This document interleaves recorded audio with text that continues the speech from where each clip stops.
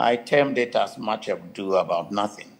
And so once you know where we are heading towards, one must be relaxed. And that's the way I saw it. Yesterday, I heard you talk about a lot of things, inclusive of the censorship motion with another colleague, member of parliament. And he might be disappointed, but I think that the way that it should have gone is what it went. Okay, but first off, though, let me find out as we dig in. Were you part of the MPs that earlier called for the removal of Ken Ofori-Atta, by the way?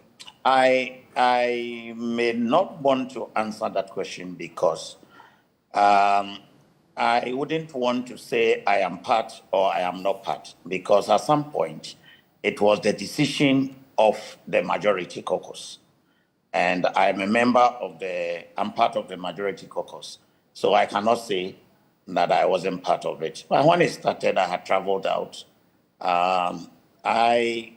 Together with my ranking member, we traveled to Maputo in Mozambique.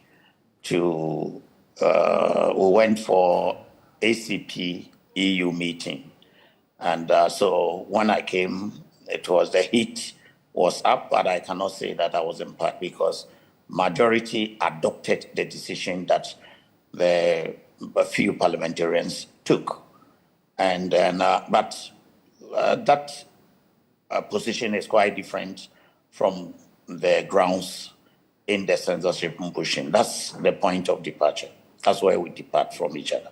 Okay. Well, even though you don't want to clearly state whether you were part or not, we've had some MPs, for instance, at least the Science and Environment Minister, Dr. Ofori-Atta, just this week mentioned that for him and some other members, they want to distance themselves from that. They're actually defending the finance minister. Would you want to join that splinter group, or you would stay with the original, group and the calls that they made? Yeah, you give credit to the person that credit is due.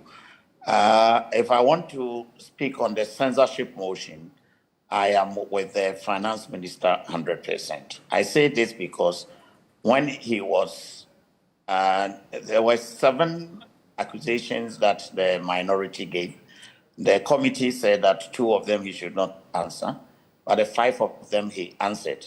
And when he had answered, I would have thought that the committee would have come to a consensus to say that, look, the finance minister had already done that, so there's no need pursuing this censorship motion. Mm-hmm. But I think they were still pursuing and pushing for that, and I didn't see really any point in there. And okay.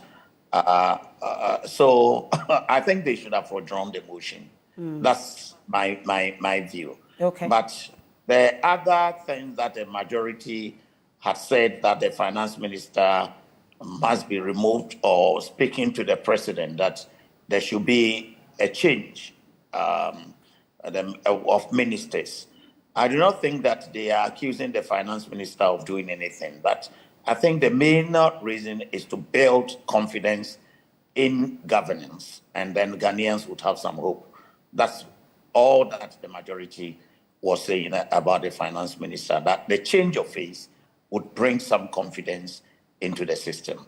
Not that he has stolen some money, not that he had actually gone to open an account offshore and pushed in Ghanaian cities and whatnot. So that's where we depart from each other. Well,